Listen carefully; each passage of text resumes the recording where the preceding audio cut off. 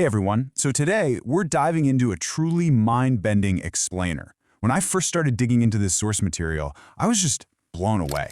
We're going to unravel the story of a massive, unprecedented global financial scandal. It perfectly captures that terrifying gap between what we think is happening and what's actually happening. We're talking about the Bank of Credit and Commerce International, or BCCI, though you might know it by its much more infamous nickname, the Ghost Bank. It's basically a masterclass in how a global institution can grow so fast that oversight doesn't just lag behind, it completely disappears. And you'll see exactly what happens when regulators finally rip back the curtain and find, well, absolutely nothing but smoke. Part 1. The Illusion of Stability. Okay, to really wrap our heads around the scandal, you've kind of got to put yourself right there in the polished boardrooms of BCCI during its absolute peak. Picture the private jets, the sweeping desert skylines, those massive financial districts in London and New York. To the rest of the world, this bank was the ultimate picture of success. It projected this quiet confidence, immense global influence, total control. It was exactly the kind of place where billionaires and heads of state felt totally safe parking their cash. But beneath that flawless, glossy surface, things just weren't adding up. The reality was actually the super fragile web of unexplained gaps. The bank's growth was just radically, dangerously outpacing its own internal oversight. And listen, we aren't talking about spare change here. The scale is just staggering. We are talking about billions of dollars in deposits. Billions, moving through a massive network across dozens of countries, flowing through hundreds of branches. To put that into perspective, BCCI wasn't just acting like a regular bank. With its capital and reach, it had the financial footprint of an actual sovereign nation. The stakes were literally as high as they get, and its global reach tied it to economies all over the planet right from the jump. Which brings us to part 2, building a global network. You know, every single global institution, even the incredibly flawed ones, has to start by manufacturing credibility, right? You have to build trust before you can build an empire.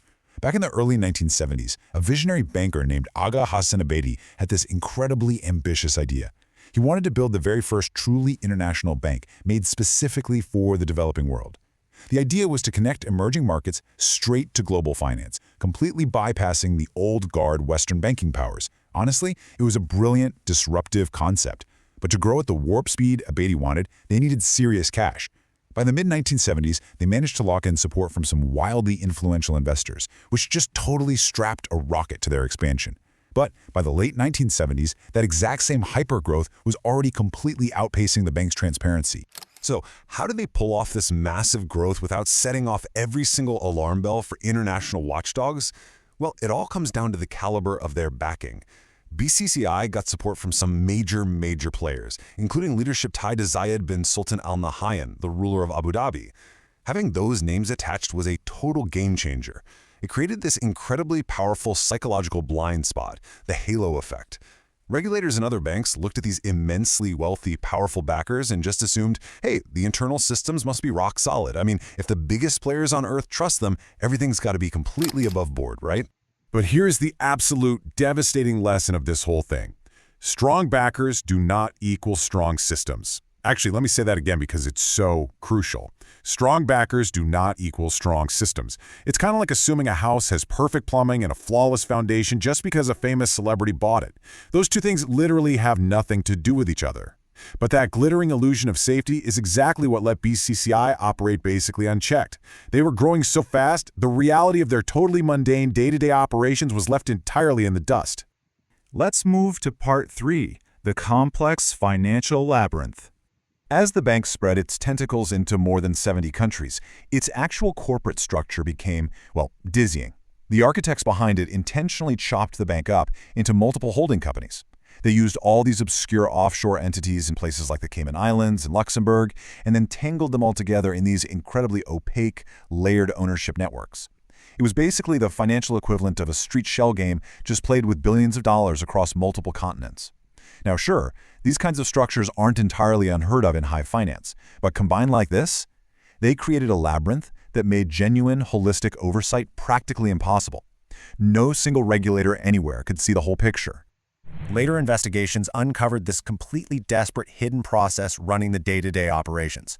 Because they had terrible internal controls and totally fabricated financial reports, massive internal shortfalls would just pop up constantly.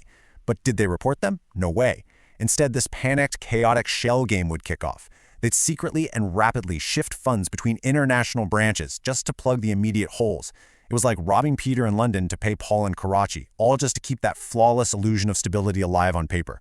The whole institution was literally running on fumes and momentum, making it almost impossible for outside auditors to see the absolute catastrophe brewing inside. Part 4. A system under pressure. There's this fundamental, unbreakable rule in the financial world. Banks operate on confidence. It's really that simple, and honestly, that terrifying. As long as people believe in the bank, the deposits keep flowing in, everyday bills get paid, and the whole house of cards stays standing. But when operational transparency drops to practically zero, the underlying risk to that confidence skyrockets. Just think about the sheer amount of trust people placed in BCCI. They were handling incredibly sensitive funds for global governments, massive multinational corporations, private individuals, you name it. And that massive scale created a massive opportunity.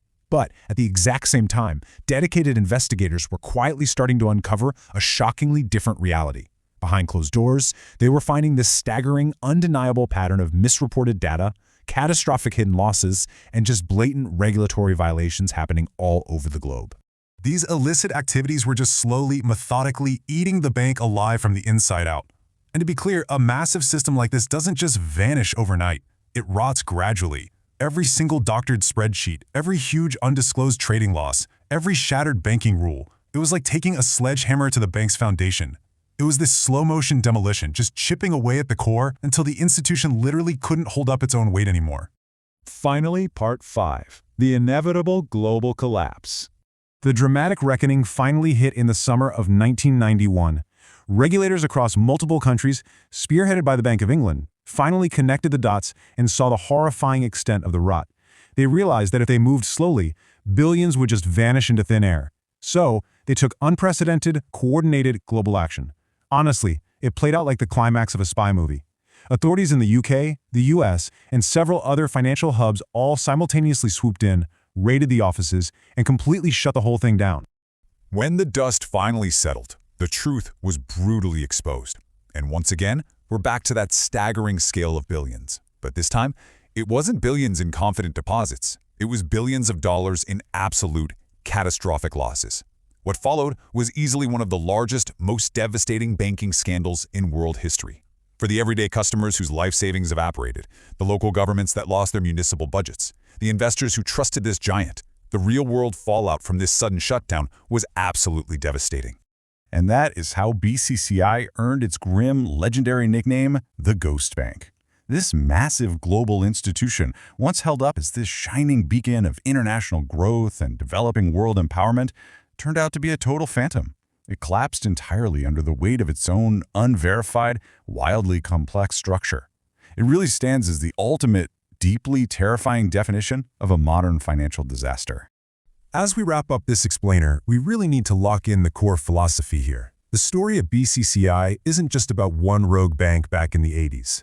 It is a timeless lesson in how trust functions and fails in complex global systems. The trap is that, in our interconnected world, perception can move way faster than reality. When transparency gets left behind in the rush for rapid, unchecked growth, that gap between what is true and what is perceived just stretches and stretches.